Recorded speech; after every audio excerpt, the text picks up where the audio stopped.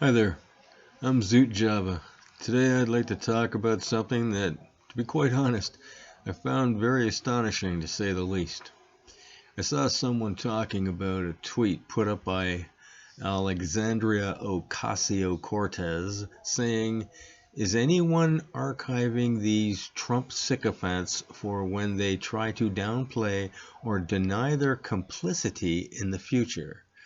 I foresee decent probability of many deleted tweets, writings, and photos in the future."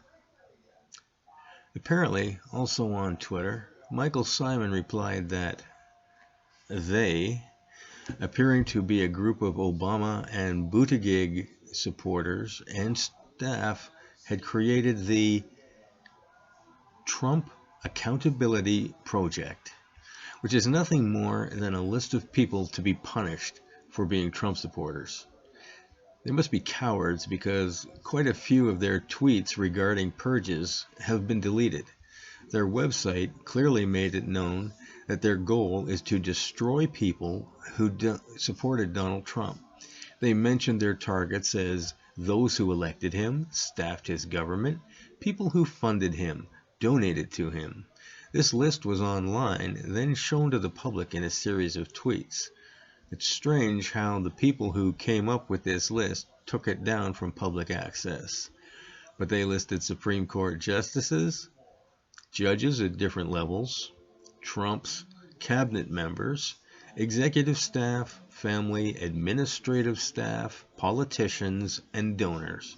Their idea is that these people should be bullied out of civilization because Obama and Buttigieg fans disagree with their opinions. So it would appear that in their minds, that Trump is the fascist who destroyed America and its values. Threatening people with a blackmailing list seems to have caused a whirlwind of agreement among Democrats. Take Jennifer Rubin, for example, a columnist at the Washington Post.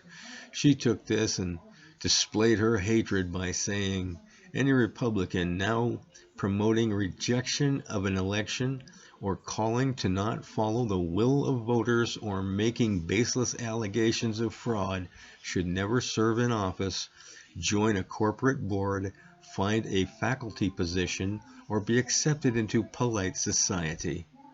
We have a list. My take on this? Well, it would appear as though these people haven't studied their history. Who would have thought that the tyrannical, fascistic era of 1950s America would find its way into 2020? Who am I talking about?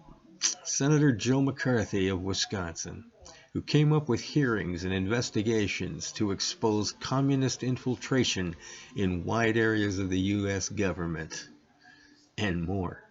These despicable actions became known as McCarthyism. McCarthyism has become a name for when people decide to become fascists and terrorize people by defaming their reputation, by making wild allegations based on unsubstantiated charges. He made a point of investigating, interrogating a huge number of people, suspecting them of communist affiliations. Even though he never made a proper case against anybody, he drove people out of their jobs, made social outcasts of others. A lawyer told McCarthy off, which got the public to change their minds on him, along with the spiking of the ball, if you will, by journalist Edward R. Murrow. Yes, an actual journalist, not like those miserable excuses of SJWs masquerading as journalists today. Murrow picked McCarthy to pieces rather skillfully. But please, don't take my word for it. Look into McCarthyism if you don't know a lot about it. Even if you know a fair bit about it, look into it. It's quite the little rabbit hole to go down. You'll be surprised at the parallels between him and what these people such as Alexandria Ocasio-Cortez, Jennifer Rubin, and others are advocating for to be done to other Americans whose only crime is to have either worked for or supported Donald Trump, and therefore they are diving into the slime pits of the un-American ideals for which they claim to be defending. This behavior is possibly the explanation as to why those in Hollywood are so eager to have jumped aboard the ultra-fascist machine which has become the Democratic Party as a whole. For if you do investigate McCarthyism, you'll find the way that Hollywood was excruciatingly questioned, more like interrogated, and they had to answer and inform on others. If not, or if they had the tiniest interest in the Communist Party, or knew and or consorted with people who did, they found themselves in a lot of trouble.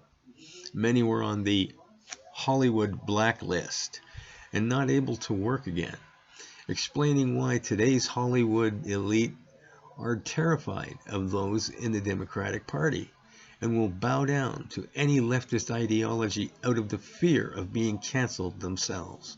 And all they did would be to disagree with the left to wind up this way. If you hadn't seen it coming, they've now provided the proof in their statements and the fact that they are compiling lists to cancel people.